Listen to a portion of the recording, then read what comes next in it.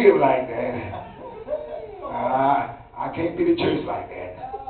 I got a good excuse for what I'm doing. You'll get what? You've been entrapped.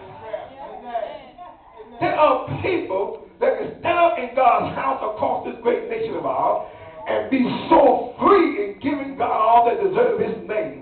But as soon as down the road, God will allow you to be tested, what we call entrapment. The devil puts you in a 6 feet by 8 feet pen and tell you, you see, you can't give, you can't sacrifice, you can't have privilege attendance in church, you can't sing on the choir, you can't do this, you can't do that, and you sit there, and every time something happens, you start what? Pulling back. You start quitting. You start giving up. You can't do that. That's entrapment. Quit acting like a buzzard and say, I'm an evil Christian and fly out of this mess. I'm going to be a lot of buzzing out there. Got too many amen. I got a lot of buzzing things saying that. Look at somebody and say, know your enemy. Know your enemy. A young mouse was getting ready to take an adventure out into the world. Never have been outside the confinement of the security and protection of his mouse home. The grandpa mouse looked at the young mouse and said, listen, when you go out, be aware of your enemy. And the mouse assured grandpa mouse it would. As soon as baby mouse leaped out of the hole and took a few steps in the barnyard, it looked up and heard something say, cock-a-doodle, cock-a-doodle. It hurried and scurried back in the hole, huffing and puffing, and said, Grandpa, I saw this fierce creature that had a red comb and a large beak that screamed out to me, cock-a-doodle. I feared for my life. Grandpa looked at the baby mouse and experienced these things for the first time. Oh, don't you worry. There was nothing but a rooster. He's just letting us know that it is time to rise. Just letting you know and this and that. He said, oh, okay. The baby mouse got the courage to go back out in the barnyard.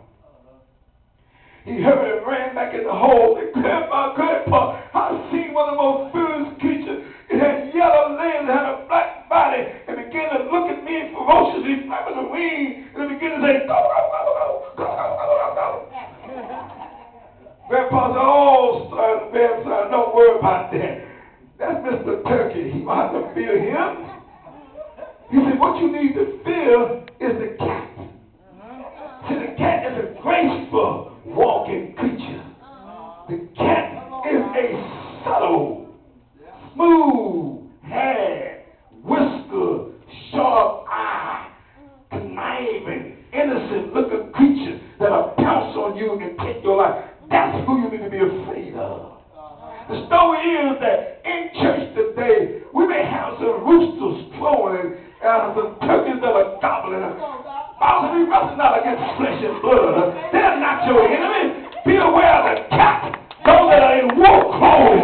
Those that are here to pounce on the churches and tear up the membership and divide the y'all don't hear me on this.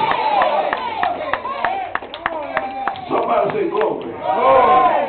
We're living in a time that we understand the bumblebee, we understand the cockroach, we understand the buzzard. The next creature that we're talking about is called the lily trotter. Say the lily trotter.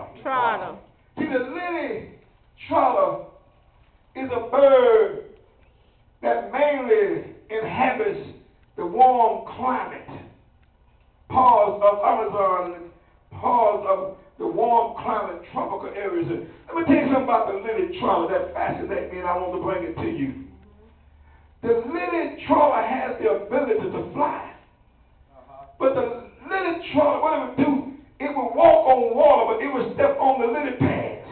It would step from one pad to the next pad, eating.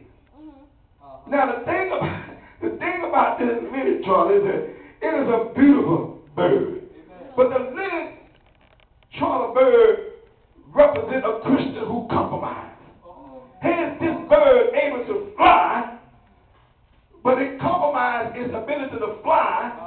by jumping from lily pad to lily pad to eat. Now you got some Christians who compromise. They'll jump from one pad to the next pad to get what they want.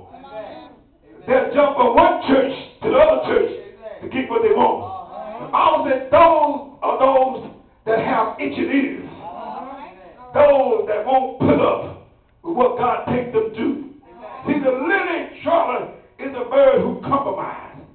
That's somebody who lowers their standards to get what they want. Walking and jumping from one lily pad in life to the next. Those who made commitment to God, but as soon as they get a little older, or it seems like things ain't going to change, they just start accepting what the devil offered them. If you acting like that, you're compromising. Let me tell you something. If God be for you, when God called you for a purpose and a plan, I don't care how long you've been saved, I don't care how long you've been going without, you don't never compromise. I know young ladies going all the way back